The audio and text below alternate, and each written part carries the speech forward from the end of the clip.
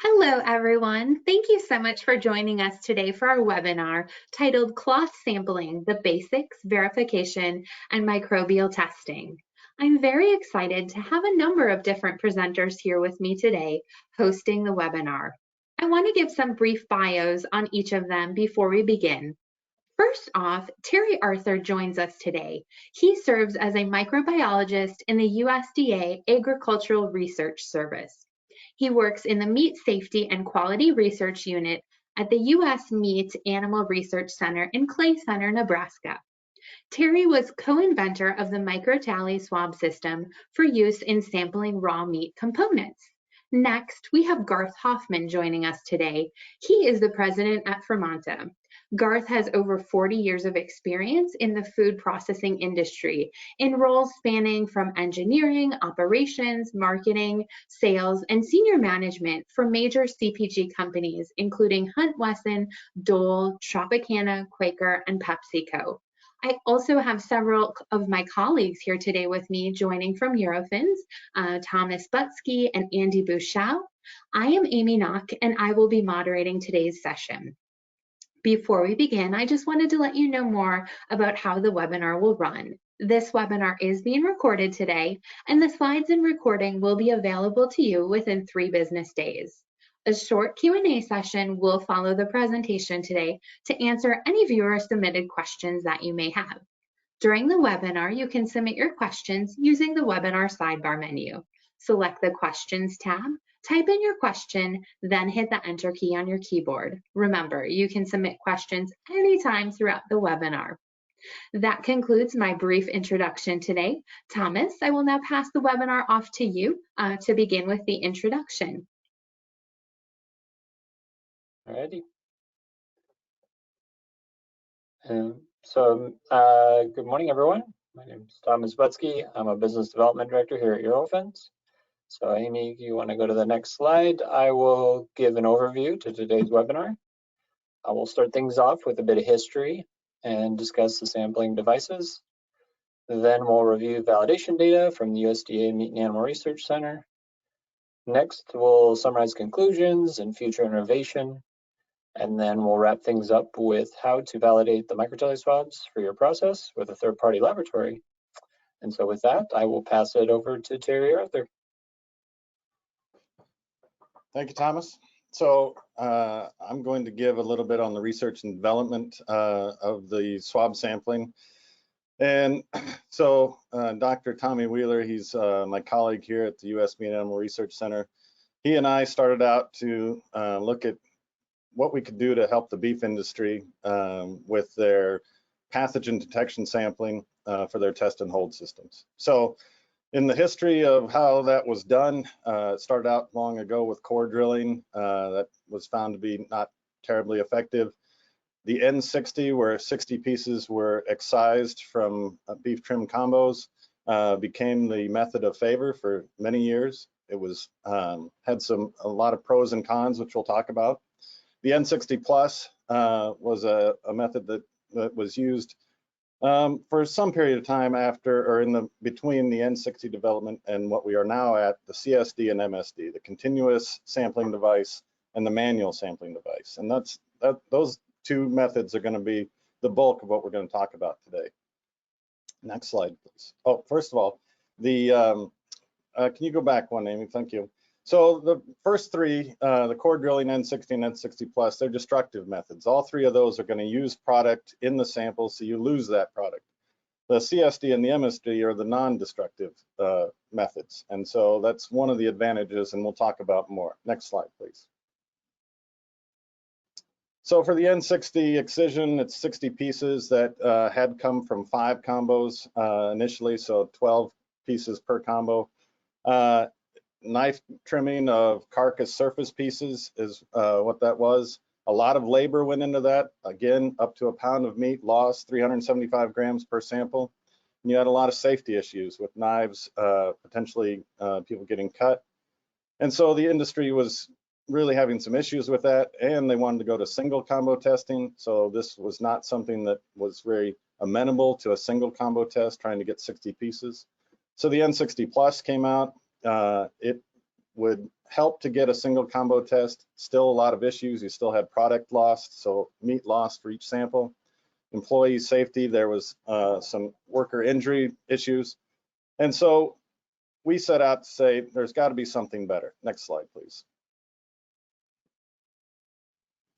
So what we had in mind was something that was very thorough. So 60 small pieces didn't, in our mind, represent a whole 2,000-pound combo.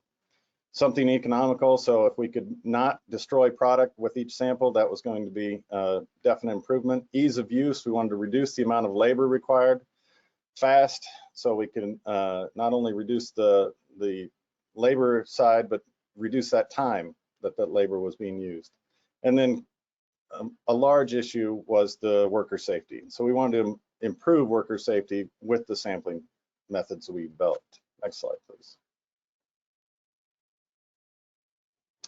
So we did a lot of work here at our research center and our pilot lab, and then we developed a cooperative research agreement with what became Fremont, and so there are collaborative partners in research and development. We filed a joint patent in 2015, and that was essentially the birth of the continuous sampling device.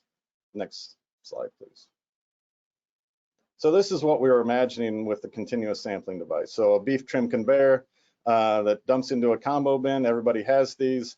What we want to do is put a sampling device at the end of that. So essentially every piece of trim or the bulk of the trim is going to slide across that sampling device, which is at the time it was imagined to be a cloth, but it's turned out to be a swab, a non-woven spun bond polymer swab. And Garth will talk some about that later. But it's something to collect the bacteria as the meat goes over it. Next slide, please. So we're able to turn this concept into reality with the help of Fremont. And so it's basically the device. It consists of 3 components: the metal base plate, stainless steel base plate on the left there that gets mounted to the conveyor. The green food grade cartridge holds the spun bond polymer cloth or swab in there. And then that cartridge slides in and out of the base plate. And so when we developed this, it was all work with industry. So we got feedback from industry at every step. And so the green color came from industry. They said, well, we want to make sure we don't have any issues with something getting lost in the plant or lost in a combo bin. Can we make it very visible? So we went with the bright green. So you'll see that as we go through this, industry gave us a lot of feedback, and we're able to make it something that they can use. Next slide, please. Okay, so if you could start the video, I'll just talk about this. So this video is the CSD. It's being inserted into the base plate, and you can see we've used it in multiple beef processing plants on different kinds of lines, different types of product, different leading points, and we validated them. They all seem to work very well. It's easy to remove. You pull the cartridge out, put a new one in. Most of the time, it's replaced before the combo is even pulled out of the out from under the conveyor. So it doesn't slow down production, and it's very easy for the FSQA folks to pull those out, replace them with a new one. We recommend having new ones that are preloaded, ready to go. And you just take the old one, take the swab out, put it in the bag. It goes to the lab, and you wash the cartridge, sanitize, and get it ready for use later on. Next slide, please. So there are some places that don't have conveyors that fill combos. They're either hand-picked or they have some other reason why it's not going to work off the conveyor. So we developed a mobile unit, so you can roll this up to your combo as your employee's filling that combo. Like I said, with either hand-picked or some other way that you're filling that. Uses the same CSD cartridge, and this product just rolls over it as you go into a combo bin. You get the same sample. So we're trying to make more flexible options so people could use them, because there's no meat processing plant that's the same. They're all different. Next slide, please. So we also came to the point where there were some combo bins, that could not be sampled with the cartridge-based continuous sampling method. So we validated the manual sampling device, and basically you're taking the same microtele swab and scrubbing the surface, the entire surface of a combo for 90 seconds. We used 45 seconds for one side of the cloth, 45 seconds for the other side of the cloth, and we're sampling the entire top surface of that beef trim combo after it's full. And so this gave processors another opportunity that they could use this type of sampling if the continuous sampling device wasn't going to work for them. Next slide, please. So if you start the video here, so basically you're taking the same swab and working your way all the way around the swab in 90 seconds, 45 seconds each side of the swab, and you're really vigorously scrubbing the entire surface of that combo bin as you go through there. So you're not getting quite as much as the CSD would, but you're still getting a large improvement over the other two methods, and you'll see that next. Next slide, please. So the surface area sampled, the CSD samples the vast majority of the material that's going into the combo. So from front to back, it samples just about everything that goes into that combo. The MSD, it's around 11,000 square centimeters, whereas the previous two methods were 1,100 square centimeters, and then the N60 Plus was even slightly less than that. So you can see that the area sampled, so this was one of our goals, to be a more thorough sample. The area sampled is much greater using the CSD and the MSD than the other two methods. Next slide, please. So this is the only slide I'm going to show with the data in there. We've done a lot of validations, and we'll talk about those, but this is the only data slide I'm going to talk about. So traditionally in meat safety testing, indicator counts are used. So generic E. coli or generic bacteria or Enterobacteriaceae, that's what we use here. So APC is just total bacteria, and EB is Enterobacteriaceae. And we looked at the CSD, the MSD, the N60 Plus, and the N60 Excision, and you'll see there that the CSD and the MSD are a little bit less for indicator counts. And we knew that going in, that these swab methods were not total bacterial capture type processes. They're more of something that reaches a steady state, and they're sampling all the bacteria in there. So if they come across the pathogen, we just need it to pick up a few of those, because the main point is pathogen prevalence for these tests. That's what they're designed for.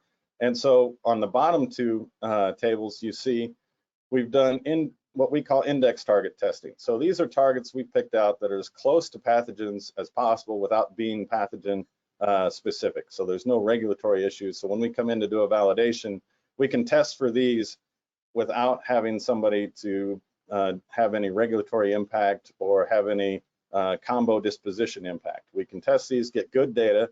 If we tested strictly for pathogens, we'd get a lot of zeros because everybody's prevalence is pretty low. So we found these targets. They are prevalent. That's what the test is designed for. And they give us very good information on how the systems work. So on the left side table, you can see we used a homolysine gene and an infant gene. These are genes typically found in organisms like Shiga toxin-producing E. coli, but they're found in other E. coli as well. And you can see there that the CSD actually performed the best on there. The MSD was a little bit less than that, and the N60 Excision was in the middle, with the N60 Plus being the lowest. On the right table, we used some O serogroups. These are O serogroups from E. coli that are associated with bacteria, including STEC, but not specific for STEC. And in that one, N60 Excision fell a little bit below the MSD. The MSD was the best. CSD was right there, and then again, the N60 Plus was the lowest there. So you can see these methods work very well. The N60 and N60 Plus were the established methods, so we compared against those, both with indicator counts and with index target prevalence, index prevalence targets, and we found that these methods are very effective. Next slide, please. So the research and development that went into this, so every set of data we collected after the initial development was in a commercial beef processing plant. We didn't change anything that they did. If they had an intervention running, we kept that intervention going. So we had over 4,000 samples from trials at 15 plus commercial beef processing plants. I don't even know what number we're up to now. Industry feedback at every step. So we could say, is this going to work for you in your system? Can we make it, how do we need to tweak it so it will be useful for you? We did these samples across multiple days, multiple companies, multiple processing plants, and multiple lean types. So we tried to get every product that was going to be made that they had their normal disposition testing on. We tried to collect that data so then we'd know, okay, it's going to work across all these products. As I said, if they're using antimicrobial interventions, we didn't want to alter that. So we just left them as they were. And then when we perform these studies, we like to have plant personnel perform them. We sometimes perform them. We would analyze the data, or a third-party lab would analyze the data. So we tried all these iterations so we can make sure that the data we were getting was solid and that these methods were actually going to work well. Next slide, please. So with that said, after all these samples we collected and all the data we analyzed, that the CSD and the MSD were providing the same or better pathogen detection for beef trim as the N60 and N60 plus, the previous established methods. Next slide, please. So based on all the research we had done, we put together that data for a peer-reviewed publication, and we've submitted and had 2 papers accepted. Basically, the proof of concept and the initial validation, and then the second one was additional approaches, because as I said, no 2 beef plants are the same. And so we needed to make sure that we added in a few things that were going to be what we felt was pretty common across the industry, but we didn't address in the first paper. So those papers are out there. They can serve as your data for your implementation of the process, your supporting data. And so we have a couple more that we have submitted, and they should be out soon. So there's plenty of data to support these methods. And with that, I'm going to wrap up and turn over to Garth.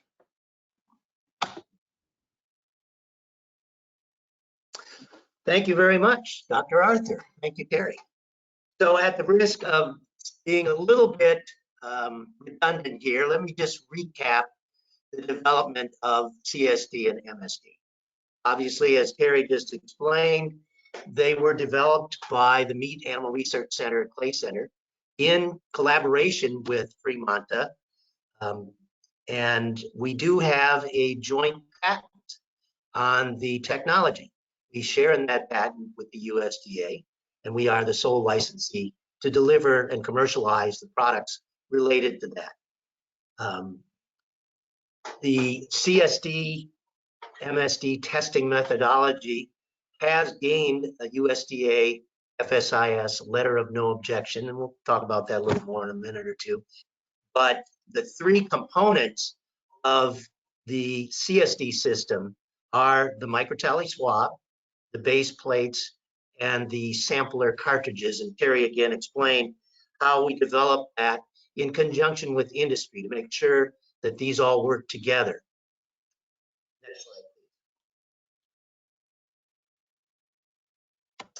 Next slide, please.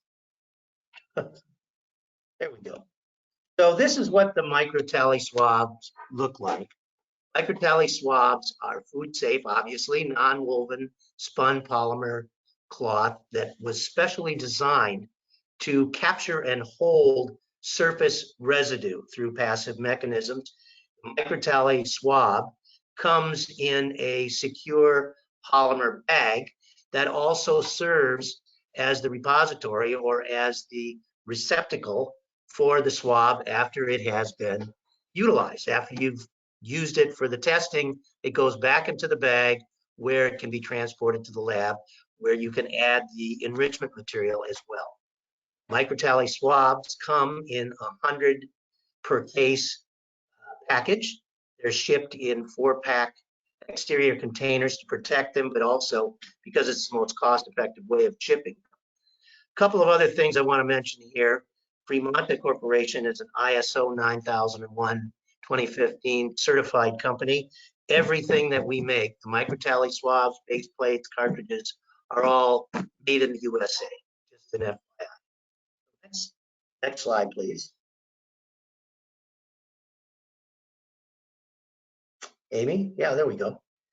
So why use MSD and CSD testing? Again, I'm being a little redundant here because Terry's already explained the fact that there's no lost beef trim. You're not throwing away a pound of beef out of every combo. That may not seem like much, but when you're doing hundreds and hundreds of tests on a daily, weekly, monthly basis, that amounts to a lot. The labor savings is significant. If you're doing an N60 or an N60 plus test, it's going to take you anywhere from 5 to 15 minutes to execute that test.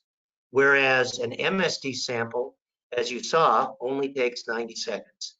And a CSD sample is even quicker than that. A CSD sample just involves setting up the cartridge ahead of time, sliding it into the base plate before the beef trim comes down the line.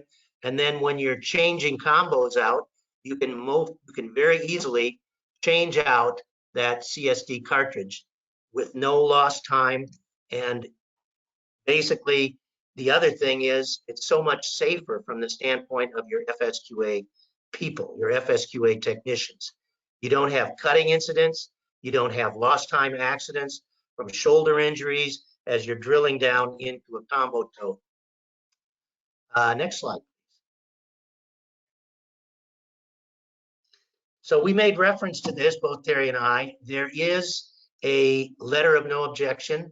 The technology, the MSD and the CSD technology, has been endorsed, excuse me, by the USDA Director, Dr. Paul Kiker, and Assistant Director, Dr. David Goldman.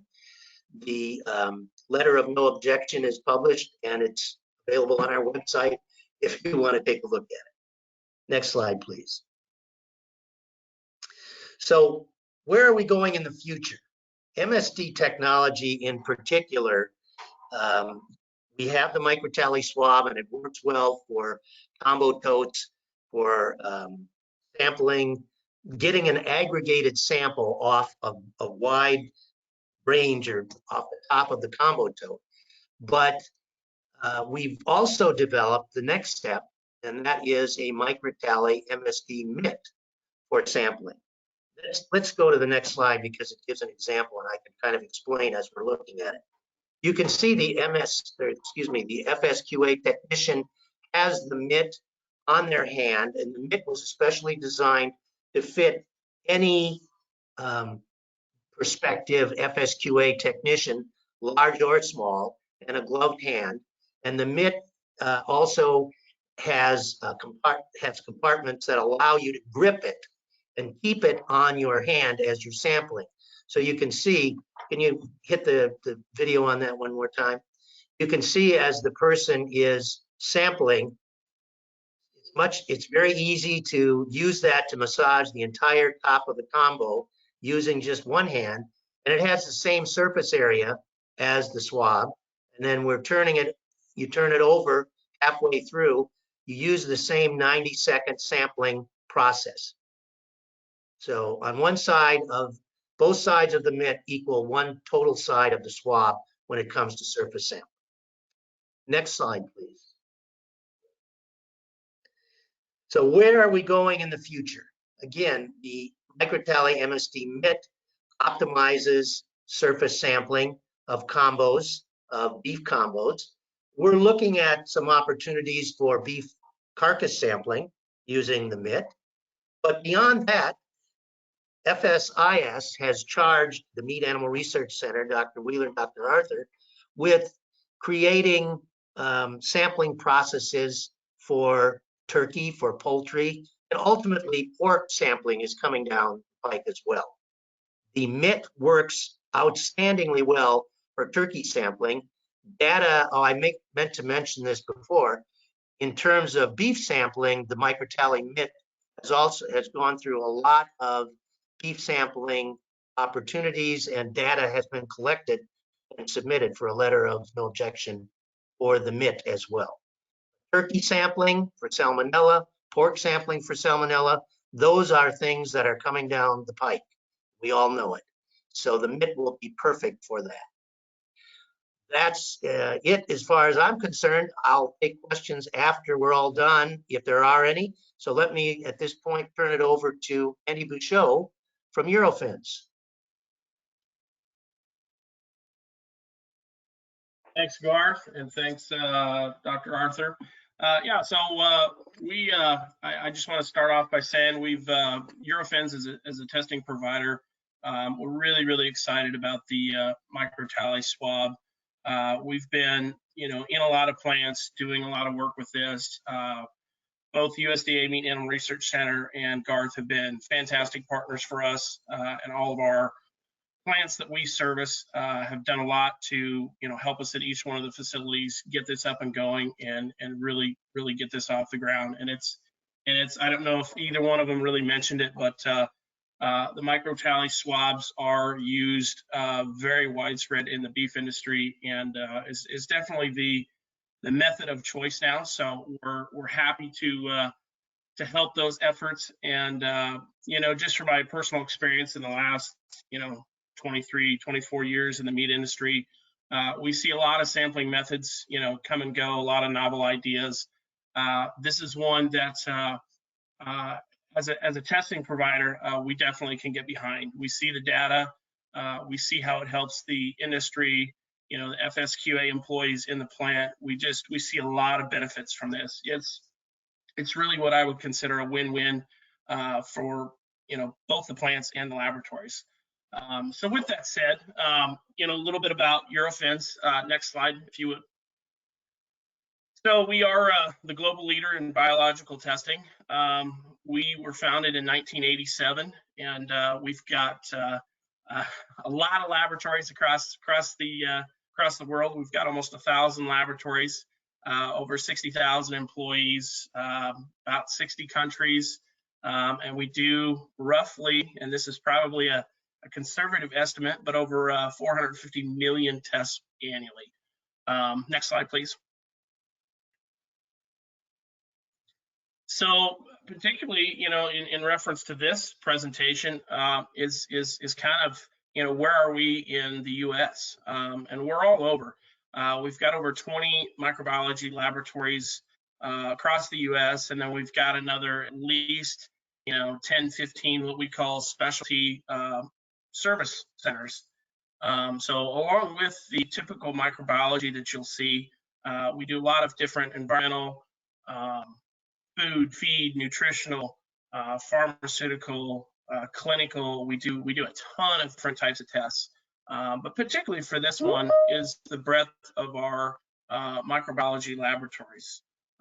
We try to have a good footprint, within a good driving distance of every single laboratory, so that not only can we provide the geographical span, but we also have backups. So if something as we're dealing with hurricanes or tornadoes or anything else, we can definitely we have a secondary backup to every one of our laboratories.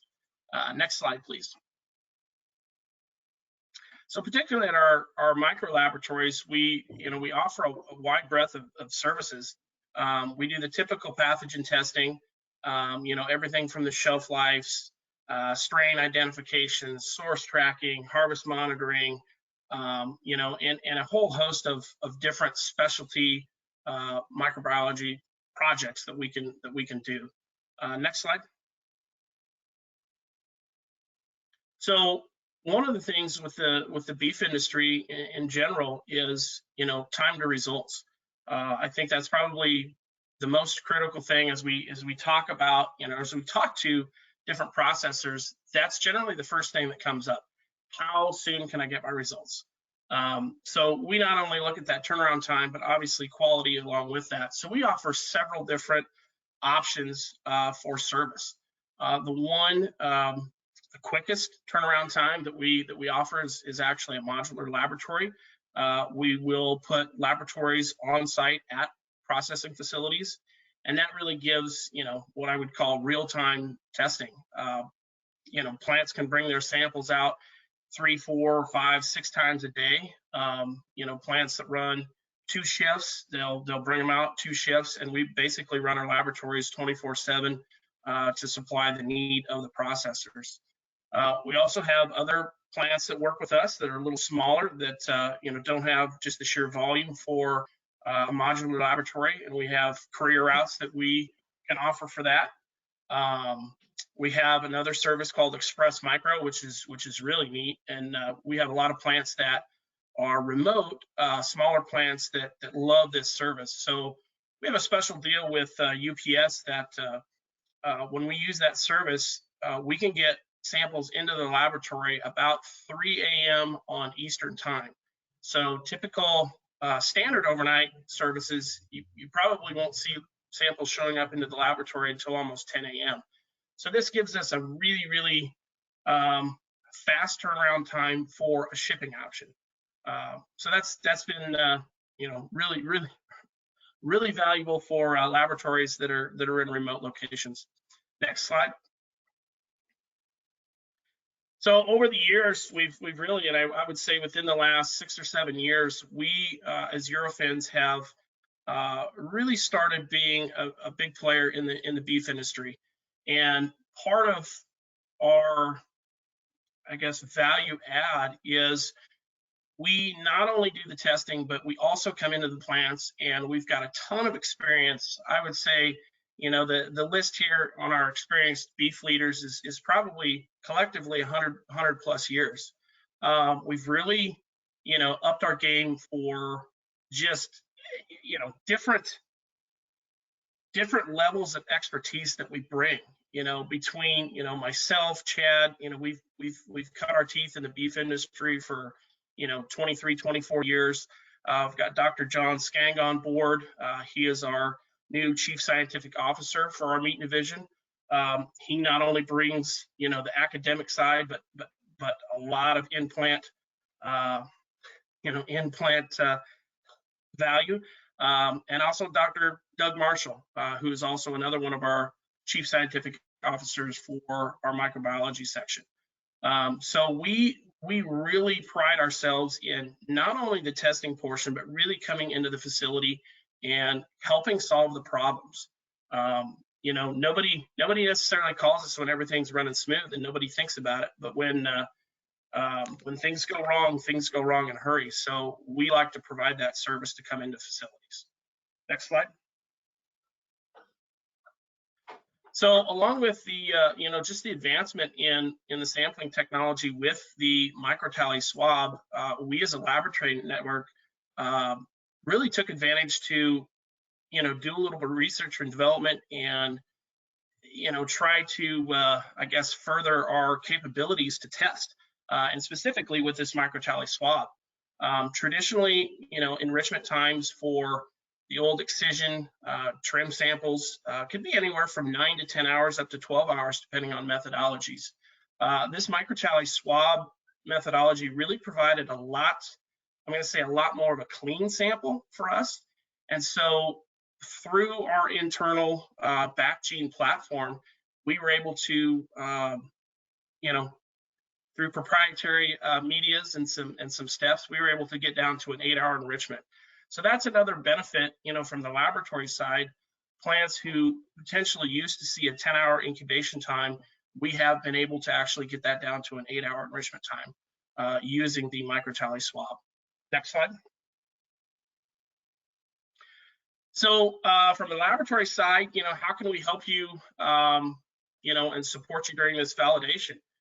So we do provide the services to go into the lab or go into the plants and look at the process, see how the microtally swab would best fit into your process. I mean, we take a look at and make recommendations, on antimicrobial steps in the plant, where those are, how we think that's going to affect your samples. And we actually come in and it's a neat service we provide, but actually come in and help you, set up what you need to run either the CSD or MSD. From a testing portion, we also we'll do the enrichments, we'll do the counts. We work with Terry and Tommy at the Meat and Animal Research Center. We'll send our enrichments to them. They also do some of their indicator targeting on those. And through them and with them, and kind of collaboration, we come up with the data and come up with reports, and help the plants show the data for their validation. Next slide. So everybody always says, how do I get started? And I think all of our clients and folks that we work with definitely can reach out to me. One of the things that I turn around and do is I get Garth and Terry involved right away. Ultimately, Garth and Fremont is the supplier of all the microtally swabs. So we, immediately get you in touch with them, and we work on, collaboratively, how do we get in, how do we validate, and how do we get you started? So next slide. I think with that, we've got both my information and Garth's information up on the screen. If there's any folks from any facilities who are currently not using the CSD or MSD microtally swab, we would love to talk with you, and feel free to, send an email or, get a hold of us, either Garth or myself. And like I said, if anybody gets a hold of me, I will immediately loop in Garth, and we will work on getting you set up to get this into your plants. I think with that, unless Terry or Garth, if you guys have anything else, I think Amy will probably go to a question session. Yeah, that sounds good. Thank you to everyone for the presentation. As Andy mentioned, we are going to move into a short Q&A. Feel free to continue to submit your questions during this session. Again, if we do not get a chance to address them during the live presentation, we have all of your contact information, so we will follow up with you directly after that. The first question that came in, I know we're focused on beef here, but someone asked, in addition to beef, are there any other areas where microtally swabs and sheets can be used? Yeah, Terry, you want to speak to that one, or should go ahead? Oh, I was just saying, so as far as the validations going, we're moving forward with, as Garth mentioned, the turkey validation and pork, and so we believe we'll have that data collected. Turkey should be coming, and poultry, I guess, turkey and chicken, should be coming within the next couple months, and then we're going to start on pork after that. If you have a specific product you're interested in, let us know. Our goal is to get these validations done so people can use them on any type of food safety sampling issues. Okay, excellent. Thank you for that response. Again, I think this one coming in, again, it mentions for situations where a combo is not filled by a conveyor belt, can the sampling swabs be used? Someone asked. Yes, and so that's where the manual is a great application, and eventually soon the MIT will be probably the go-to method for that kind of testing. So once your receptacle is filled, whatever your lot size is, it can be sampled manually without a conveyor. And so if you still want to do a continuous type sampling, you can use that mobile type system to move that over and put your product through that, either manually or in some kind of flow. So there are a variety of options for doing non-conveyor sampling. Even some people have slides and chutes, and we've mounted to those devices as well. So there's, probably I haven't found a way we can't get a sample taken if you're currently taking a sample right now. Okay, wonderful. Thank you. And I'm getting caught up here. And Andy, someone just mentioned if you could walk everyone through, again, supporting the validation process. I think their audio cut out. So I know you mentioned it, but if you could just give a brief recap, that would be great. Yeah, definitely. So, we can support in several different ways. One, and this is if Terry or Garth have not previously looked at the particular facility, right? Because as Terry said, every beef plant is different that we walk into. All the lines are different. The heights are, everything is different. So we can actually come into the plant, and we've done enough of these validations and sampling that I'd like to say we're old pros at it. But we come in and basically take a look at their layouts and basically see how, you know, we can incorporate that. Where do we physically take the CSD? Where could we take the MSD? How does that run? And then past that, you know, that's kind of the first step. And then once we get Garth involved, you know, Garth actually will work with setting up an account, getting the microtally swabs to the plants, and then we can come out and so for the validation, we generally look at, and Terry can kind of elaborate a little bit further on that, but depending on the size of the facility, we usually look at between 60 and 80 swabs to be taken on a comparative basis. So the other thing, a lot of plants have a limited amount of FSQA techs to physically sample their product. So this is a burden, you know, for a short period of time on how do we collect both our, you know, excision trimming or N60 plus trimming and the microtally swabs. So we come in and actually help and provide some personnel to make sure that happens. And we really come in and, you know, day one, you know, morning one, we do a lot of the sampling. We do a lot of training for the local FSQA techs. And then we start to transition to, you know, maybe the afternoon, their technicians are physically taking the swabs. We're overseeing it, making sure that everything's, you know, going right, you know, and then generally by day 2 or by day 3, you know, we work into where the plant personnel are physically taking it. So it's not only performing the validation and the samples needed to do that, but it's also, you know, training the employees and just giving general oversight during that entire process. And then so the plants then come out with, you know, 4, 5, 6 trained technicians that know how to do this. We collect the data. We physically start the samples, run the tests, you know, get the enrichments to the Meat and Animal Research Center, to Terry, and, you know, we will run generally on site at whatever laboratory we have. We'll collect the Enterobacteriaceae anaerobic plate count information. We'll get that to Terry, and then they'll do, you know, their specific target organisms and indicators. Yeah, so it's kind of an entire process. And then, you know, once we have the data and it's crunched, you know, and everything looks good, then we can come back in and help them get started up. But we provide that ongoing, just ongoing help, in-plant, you know, help if they've got any issues with it. So it's really all the way from getting it started all the way through the process, and then, you know, just continuing helping the plants. Right, thank you. Terry and Garth, anything else to add on that, or did Andy pretty much cover it? Yeah, I think he's fun. Okay, great. Yeah.